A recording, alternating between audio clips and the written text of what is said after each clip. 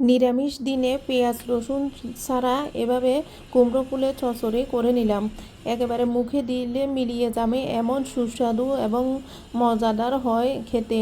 গরম ভাতের সাথে মেখে খেতে একেবারে জাস্ট অসাধারণ লাগে।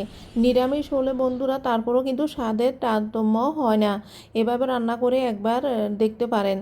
কুমড়ো ফুলগুলো একেবারে দেখেন সতেজ, এগুলো বাসি থেকে সতেজ রান্না করলে বেশি মজা হয়। কুমড়ো ফুলগুলো প্রথমে কেটে বেছে নিয়ে নিব।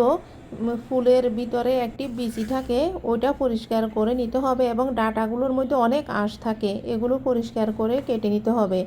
দেখেন বন্ধুরা, আমি ডাঁটাগুলো আঁশ বেছে ধুয়ে নিয়েছি, আর কুমড়োর ভিতরে যে একটি বিচি থাকে ওটি ফেলে দিতে হবে।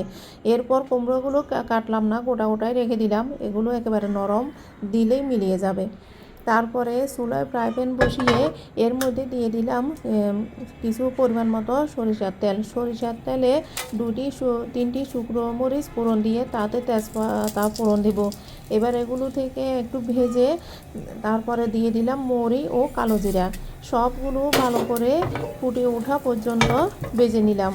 ভেজে নেওয়ার পরে যখন একটি ঘ্রাণ আসে তখন দিয়ে দিব ডাঁটাগুলো আগে একটু ভেজে নিতে হবে, কারণ কুমড়ো ফুলগুলো একেবারে নরম হয়, সফট হয়।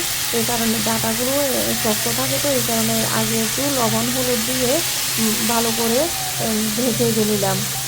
যখন প্রায় আধা সিদ্ধ হয়ে যাবে, প্রায় 80% মতো সিদ্ধ হয়ে যাবে, তখন কুমড়ো ফুলগুলো এর মধ্যে দিয়ে দিব। দেখেন বন্ধুরা, ডাঁটা থেকে জল ছেড়ে দিয়েছে, ওই ডাঁটার জলে ডাঁটাগুলো সিদ্ধ হয়ে যাবে। এরপর দিয়ে দিলাম পরিমাণ মতো কাঁচামরিচ কুচি। এখানে গুঁড়ামরিচ ইউজ করতেছি না, কাঁচামরিচ দিয়ে রান্নাটা করে নিব। তারপরে যখন 80% সিদ্ধ হয়ে এসেছে ডাঁটাগুলো, তখন কুমড়ো ফুলগুলো দিয়ে দিলাম। কুমড়ো ফুল থেকেও অনেক পানি ছেড়ে দিবে, আর পানি দেওয়ার প্রয়োজন হবে না। উল্টিয়ে পাল্টিয়ে ভালো করে ভেজে নিলাম। দেখেন বন্ধুরা, কালার যেমন সুন্দর হয়েছে, এই পর্যায়ে পানিও অনেক ছেড়ে দিয়েছে, পানিগুলো টানিয়ে নিলাম। শেষ পর্যায়ে নামানোর আগে দিয়ে দিলাম 1 চামচ চিনি ও ধনিয়া পাতা।